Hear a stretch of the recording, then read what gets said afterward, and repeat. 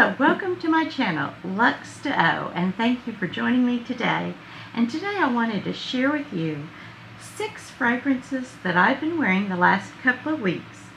Some of the fragrances are fairly new to my collection, and if I have a dedicated review on a fragrance, I'll try to link that down below. And I won't go into too many details on the notes since I will cover that in other videos. The first fragrance I want to share with you today, you've probably heard about, it's Printemps Blanc by Maison Mataha. Beautiful fragrance. Now this is a joyful creation that gives me a feeling of fresh chic. And let me share that title with you. I do not feel like this is especially projecting, but it certainly has a quiet, refined type of composition to it. It's well blended and, in my opinion, very feminine. It's versatile enough to wear to the office or for a bride to wear to her wedding. It's not a beast mode performer, and I don't think it always has to be. This is a little bit more sophisticated than some beast mode fragrances.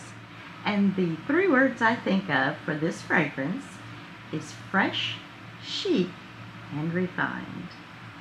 The next fragrance, I have actually discovered this house about little over a year ago, and this has been a lovely treasure by Dries van Noten. And this is, I hope I say it correctly, Jardin d'Orangerie. Forgive my pronunciation, I cannot speak French.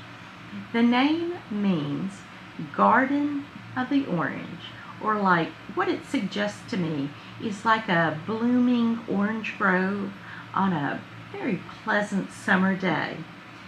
I have experienced Neroli buds, which are here in the top notes. And I will say, when I've experienced them sometimes in the past, not with all the fragrances, but with several, I'll find them to be a little sharp and a little bit bitter. However, Dries van Noten gives this a very delicate greenness rather than being that sharpness or bitterness. So in the top notes we do have the Neroli buds. We also have in the heart, we do get to explore Jasmine, that is deeply rich, sweet, and slightly indolic. You also have a slightly indolic Ylang-ylang. Those are the key players for the heart. It infuses almost a creamy, kind of banana-like quality with the ylang-ylang. It has a tropical richness that really contributes significantly to the milky and taffy-like quality of the fragrance. In the base notes, and I do like these bottles, they're very attractive, I think. The base notes in here are orange blossom milk accord, and this I haven't seen that before. Sandalwood, and so the orange blossom milk accord, this is a very distinctive accord that provides a smooth, lactonic, slightly gentle, sweet backdrop that softens the white florals in here. It's what gives this fragrance the unique orange blossom milkshake type of vibe. Sandalwood in here offers a creamy, woody note with a very warm foundation, enhancing this overall smoothness of the fragrance. And it also really gives it some woodiness without being overly woody, nor is it overly sweet. I find Dries van Noten has some unique scents that are pricey in my opinion, but this does take orange blossom beyond a fresh white floral and into the realm of sweet, creamy, multifaceted orange blossom. A personal experience is what Dries van Noten offers us in many of their fragrances. I don't mean that they're almost softly projecting, but I think they're very elegant and very classy without being overpowering. I do have a house review that will be coming out on Dries van Noten, and I do think they have some real hits in their fragrance line for men and for women. Although all of their fragrances are considered unisex, that's not how I really view them. But If you would like to see that video, I will upload it soon. This will last approximately 4 hours on me with a unique, well-crafted, lingering type of scent bubble. Very pleasant. I would suggest decanting it and taking it with you if you want to refresh your fragrance midday. 3 words for this fragrance would be harmonious, gentle, and fluffy. The next fragrance on this list is by NEYDO. I don't hear a whole lot about NEYDO. I know Blonde Redhead made quite the splash last year, but this one is also very nice. It is NEYDO's Where Love Belongs. It's a spring-summer, unisex-leaning feminine, in my opinion, and perfect for daytime wear. The inspiration behind this scent is absolutely beautiful. Imagine waking up in a charming provincial farmhouse, soft summer light streaming in, linen curtains gently swaying in the breeze, and the lingering warmth of someone you love beside you. At least that is how the scent is described from the NEYDO's website. Quite interesting, and the fragrances are not too pricey. Top notes in this fragrance, Where Love Belongs, is bergamot, red berries, which I love, ylang-ylang, mandarin orange. In the heart notes, you get lily of the valley, orange woods. And in the base, you get musk, ambergris, and sweet sandalwood. At first spray, Where Love Belongs, and that is a nice spray. I hope you can see that. Very diffusive, very nice. And the top feels like it might be metal, which I like. At first spray, Where Love Belongs greets us with that sparkling citrus, zesty bergamot, ylang-ylang, and a juicy mandarin orange. It feels incredibly fresh and uplifting with other citrus, but the red berries are subtle, sweet fruitiness. And the ylang-ylang, which is not too strong. It's more nuanced than really being the star of the show in this fragrance. In here, ylang-ylang is more delicate, and it gives you a feeling of sunshine. As it settles on your skin, the initial brightness mellows a little, and the heart of the fragrance blossoms with lily of the valley that gives it a clean, delicate feel, and it's not sharp at all with the orange blossom. And it becomes very well rounded with additional very light and grounding woody notes.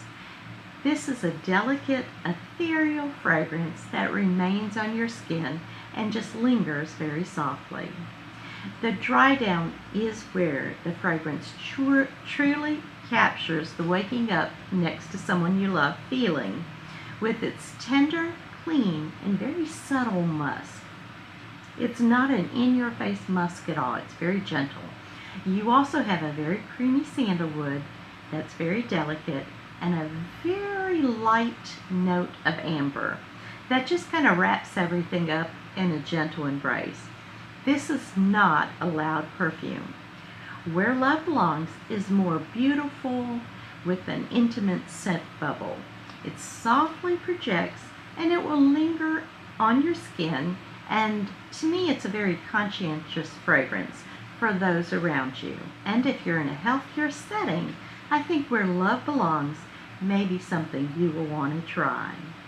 3 words for NEYDO's Where Love Belongs would be mellow, fresh, and amiable.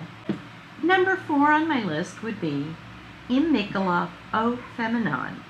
If you're in search of a beautifully crafted, timeless floral fragrance that embodies elegance and will leave you feeling feminine and confident, Eau Féminin will not disappoint.